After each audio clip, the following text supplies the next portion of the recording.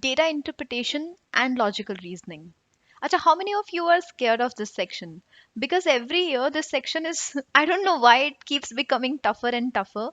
And as a non engineer, I thought it was my strength because on one hand I had QA, which I dreaded, and on the other hand I had VA, which was so unpredictable for me. So I totally used DILR as my core strength.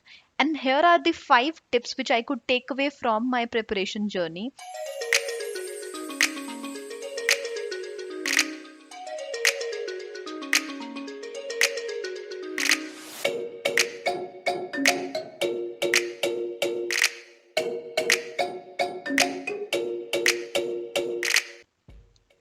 The first tip is to draw your diagrams right. Now, each type in DILR has a corresponding diagram or a table. When you don't know the trick behind drawing the diagram, you're going to make a mistake during the exam. Let me give you an example. This is a seating arrangement question. 8 people are sitting around a circular table equidistant from each other. Now, what comes to your mind when you think of this statement? If you don't think of a diagram like this, then there is an issue with how you're preparing. Because what if in the exam a statement or a constraint says that X doesn't want to sit opposite of Y?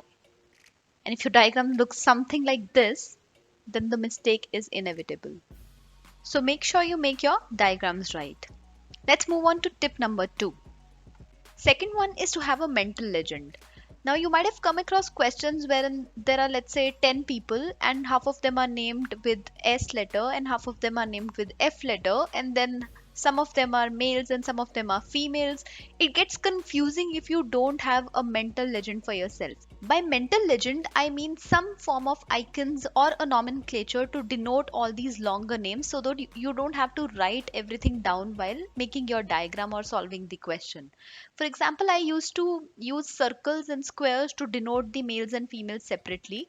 And then I also use the first three alphabets of each name so that there's no confusion. Generally, the first three are different. So use these strategies and create your own mental legend for yourself. When you solve questions, you'll come across this pattern that you already sort of have. Just take a note of it and make sure that you're consistent with it. That's our tip number 2. Now let's discuss tip number 3. This one is my favorite. It's called decode constraints. So whenever you solve a DILR question, there is going to be a list of statements given to you. Those are called constraints. You use them to fill in the blanks. Now let's say there is a statement which reads like there are 7 people and you have to arrange them in a row, equidistant from each other. Now let's say that there is a statement or a constraint which says B sits exactly between A and C. Now, this is a diagram in front of you. What comes to your mind? If this is what comes to your mind, this is the obvious way of seating them. But there are many other ways in which you can make them sit. This, this, this, or even this. So when you think of making B sit exactly between A and C, you might not even think of the alternate ways because you become so comfortable with the first thing that comes to your mind. And that is exactly what we have to avoid, otherwise, we will make a mistake. The fourth tip goes without saying, it is to improve your calculation speed. But I have an interesting idea to share here that I learned from one of the CAT toppers who wrote about it on Quora. Now, this tip says that you can use the numbers around you in your day to day life whenever you come across any set of numbers to improve your mental speed. So, for example, let's say that you see a vehicle around you and it has a number plate. You can try adding the numbers of the number plate and see if you can arrive at the result on your own quickly. That will significantly help you with your calculation speed, especially in the DI which is required. Now, since you might not be able to go outside and you might be sitting at home right now, then use anything that's around you. Probably a set of numbers written randomly on a calculation you did some time back, or maybe you have a calendar in front of you. Pick any two random dates and quickly ask yourself what is the sum. Keep doing this and it will improve your mental speed significantly. Alright, the fifth one is regarding the resource material that you use. I would not recommend using an offline book if your basics are clear.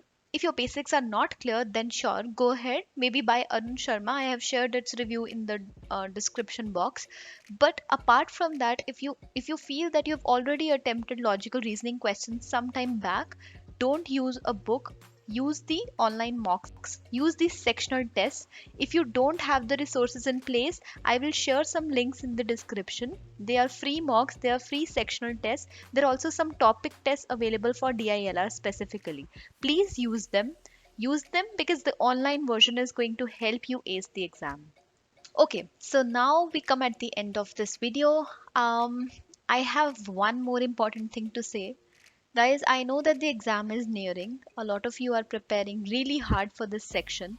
If you feel at any point of time that your sectional scores are not improving and this is the only section which is causing issues, you can try messaging me on Facebook or Instagram handle of non-engineers.